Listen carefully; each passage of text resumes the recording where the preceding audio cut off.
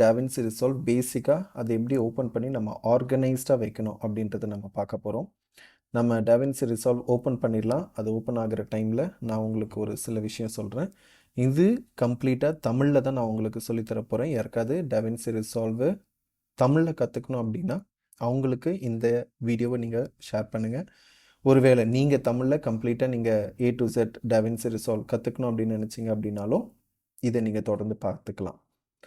இப்போது நம்ம DaVinci Resolve open பண்ணிட்டோம். நம்ம ரைட் சைடில் இருக்கக்கூடியது நம்ம ஒர்க் பண்ணக்கூடிய ப்ராஜெக்ட்ஸ், லெஃப்ட் சைடில் இருக்கிறது டேட்டாபேஸ். ஸோ நம்ம எப்போவுமே சஜஸ்டபிள் என்ன அப்படின்னா லோக்கல் டேட்டாபேஸில் நம்மளுடைய ப்ராஜெக்ட்ஸ் இருக்கிறது நல்லது. ஒருவேளை நீங்கள் யாராவது ஒரு கார்ப்பரேட் கம்பெனிக்கு ஒர்க் பண்ணுறீங்க உங்களுடைய ப்ராஜெக்ட்ஸ் அப்படின்னா மட்டும்தான் SQL டேட்டாபேஸ் மூலிமா நீங்கள் அதை வந்து ஷேர் பண்ணிக்கலாம்.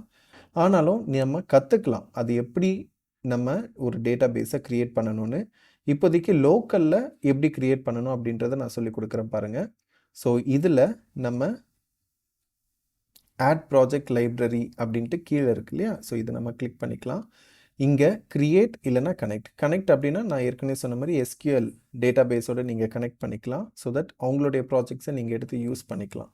இல்லை நீங்கள் இண்டிவிஜுவலாக பண்ணுறீங்க அப்படின்னா க்ரியேட் பண்ணிக்கோங்க. இது எப்போவுமே ரெக்கமெண்டபிள் எது அப்படின்னா ஆல்ரெடி இருக்கிற லோக்கல் டேட்டாபேஸ் இருக்கிறத யூஸ் பண்ணுறது. அது எதில் சேவ் ஆகும் அப்படின்னா C டிரைவில் சேவ் ஆகும். ஸோ அதுதான் எப்போவுமே ரெக்கமெண்டட்.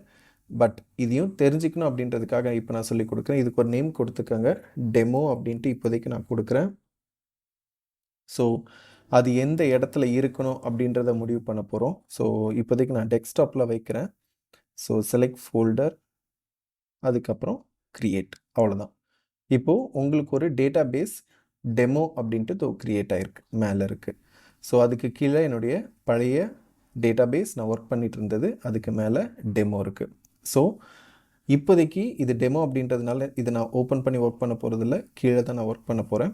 அதே மாதிரி இந்த மாதிரி ஃபோல்டர்ஸ் எப்போவுமே எதுக்காக யூஸ் பண்ணணும் அப்படின்னா ஒருவேளை உங்களுக்கு ஹியூஜ் ப்ராஜெக்ட்ஸ் வருது அப்படின்னா ஃபோல்டர் பை ஃபோல்டராக மந்த் ஆன் மந்த் நீங்கள் மெயின்டைன் பண்ணும் பொழுதோ இல்லை இயர் ஆன் இயர் நீங்கள் மெயின்டைன் பண்ணும் பொழுதோ உங்களுக்கு அது ஈஸியாக இருக்கும். எந்த மாதம் எந்த ஜாப் வந்துச்சு அந்த மாதத்தில் போய் நீங்கள் ஈஸியாக தேடி எடுத்து அதை ஆக்சஸ் பண்ண முடியும்.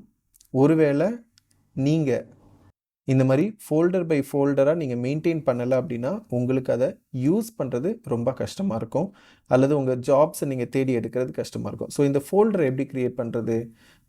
இந்த டாப்பை உங்களுக்கு ஒரு ஃபோல்டர், ஒரு ப்ளஸ் சிம்பிள் இருக்கு இல்லையா? ஸோ இதை செலக்ட் பண்ணிவிட்டு மறுபடியும் டெமோ அப்படின்னு சொல்லிட்டு ஒரு ஃபோல்டர் நான் க்ரியேட் பண்ணுறேன். ஸோ இங்கே இருக்குது டெமோ ஃபைல்.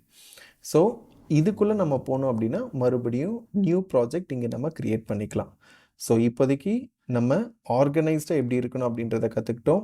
நெக்ஸ்ட் வீடியோவில் நம்ம ஒரு நியூ ப்ராஜெக்ட் ஓப்பன் பண்ணி அதில் எப்படி ஒர்க் பண்ணணும் அப்படின்றதையும் பேசிக்கான விஷயத்தையும் நம்ம கற்றுப்போம்.